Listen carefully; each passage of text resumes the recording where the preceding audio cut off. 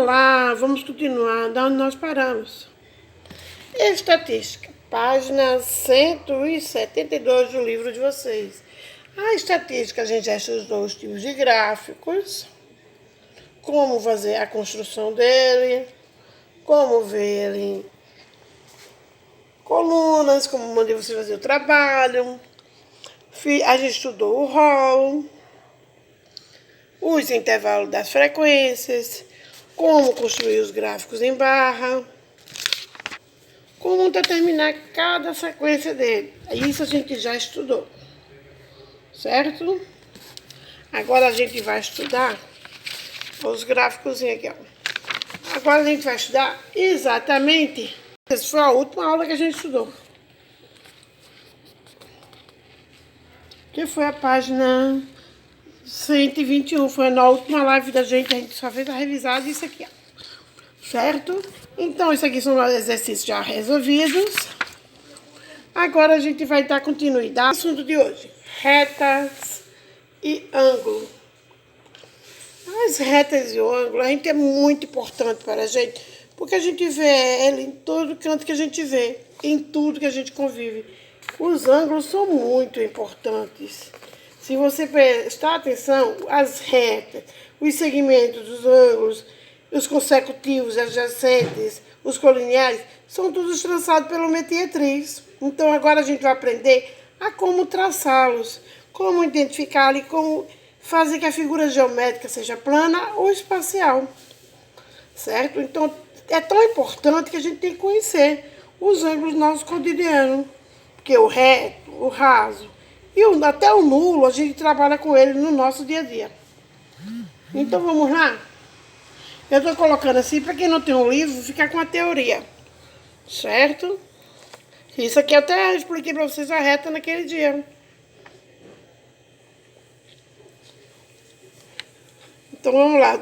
Reta, situação que liga um ponto ao outro. Por quê? Veja que ele tem um ângulo obtuso, porque ele é maior do que 180 graus, porque eles têm um ponto mais alto, certo? Esse aqui é um ângulo que, se você deduzir, ele vai ser um ângulo bem interessante. E você observar, ele é o caminho de um avião. Ele é a coordenada de um avião pousar, que é uma pista de um aeroporto, certo? Então, sempre que vier assim, a gente terá os ângulos, as medidas e a situação angular. Sempre que a gente pega ele desse sentido, a gente está pegando um ângulo. Que ângulo é esse? Se fosse um ângulo de 90 graus, ele teria esta posição aqui, né? Para cima. Se ele está aqui, ó, você vai pegar o ângulo de 90 e vai dividir por duas partes, sabendo que uma é menor do que a outra. Então, você classifica aqui como 2, aqui como 1.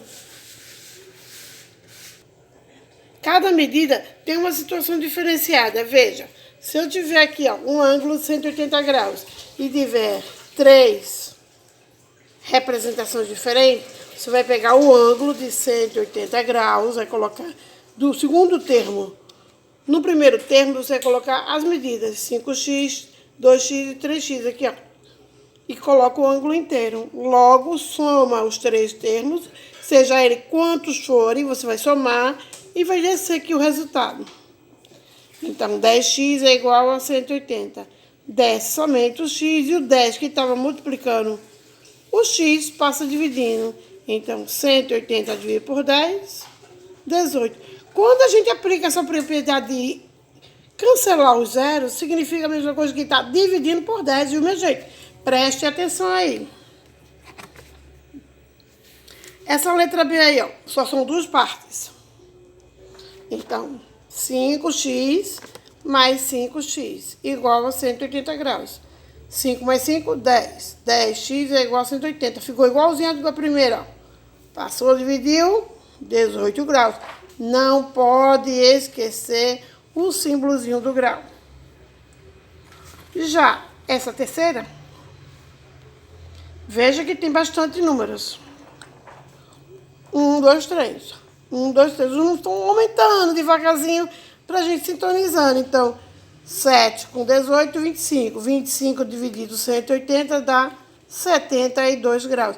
Não esqueça que o ângulo tem que estar sempre no segundo termo. Se você esquecer o ângulo, a questão está errada.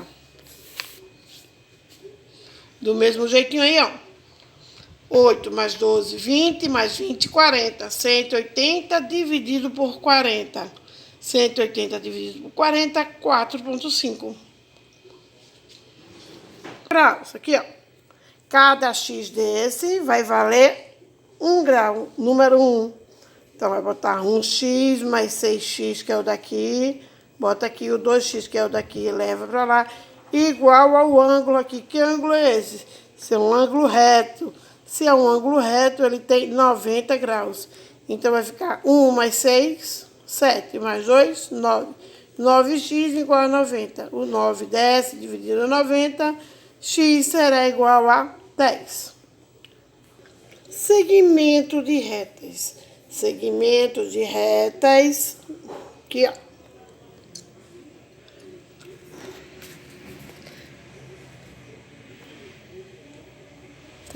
Semirretas. Semirretas. Semirretas é um ponto que liga uma unidade à outra. Então, sempre o ponto aqui, ó, vai ligar a outra, vai dar um segmento de semirreta. Se esse segmento tiver vários pontos, tiver segmento para os dois lados, ele será um segmento de reta, que é essa daqui, ó. Veja que ela tem para os dois lados. A setinha para lá e a setinha para cá. Em 2 pontos seguidos é um segmento de reta. Então, ficaria assim. Ângulo inteiro, 90 graus. 2 partes, 180. Se eles forem assim, paralelos, são costiculares. Se eles forem retos, serão paralelos. Lembre, coplasmares são quando eles não se tocam. Aqui, ó, não se tocam. Coplasmares são concorrentes. Se eles cruzarem assim, ó, nesse símbolo, também são concorrentes. São retas concorrentes. Coincidentes. Quando exemplo de uma rua paralela à outra, ela tem 2 ruas, certo? Uma tem um monte de casa e tem a outra. Então, elas são paralelas entre si e são coincidentes, que coincidem o mesmo caminho. Tipo, uma fila de cadeiras. Na sala de aula, a gente tem a fila de cadeiras, todas elas assim, uma ao lado da outra. Essas assim, essas filas que estão representadas são as paralelas. Essas que estão aqui no centro são as coincidentes. Tá aqui um exemplo de segmento de reta com 2 vias, de A a B, de reta de A a B, sendo que o espaço menor, semirreta, aqui, ó, somente com uma representação. Então, isso é o resumo da página 135. Então, as retas que tem no caderno de vocês são o quê? São segmentos de retas planas. Por quê? O ângulo pode ser ângulo, medida angular, complementar, consecutivo, adjacente, complementar, suplementar, vértice, transversal, paralelo e formatos. O segmento ele pode ser representado desta maneira, dessa maneira, dessa daqui também, de vários pontos em uma só. Aqui, ó, tem um lembrete bem importante para vocês. E essa lista de exercício aqui, ó, eu vou deixar para a gente fazer na nossa próxima aula. Fica fixada a página 135, eu vou fazer a resolução dela na próxima aula. Esta e essa. Uma pirâmide. Uma pirâmide é um triângulo, né? Mas você sabia da importância da pirâmide? Na geometria, a gente estuda ela como um objeto geométrico. Mas antes, os primitivos costumavam essa figura aqui, ó, tão simples, apontar os pontos, as retas, o plano dela. Os egípcios usavam grandemente para a construção de desenvolvimentos. Eles enchiam elas de concreto, de pedaços de cimentos de pedras, formando a pirâmide, para que o rio Nilo não transportasse e invadisse. Assim, eles permitiam que o rio enchesse, baixasse, e que o Nilo não alterasse a vida deles. Para isso a estrutura da pirâmide, para não permitir a invasão da terra pela água. Deixa essas questões para casa. A próxima aula a gente responde, vocês vão responder. Aí eu vou passar uma por uma para quem não tem um livro. Certo? Respondam. A próxima aula a gente vai responder e fazer a correção. Vocês fazem a correção em casa. Para quem tem um livro, é a página 136, 137. Até logo, até a próxima aula.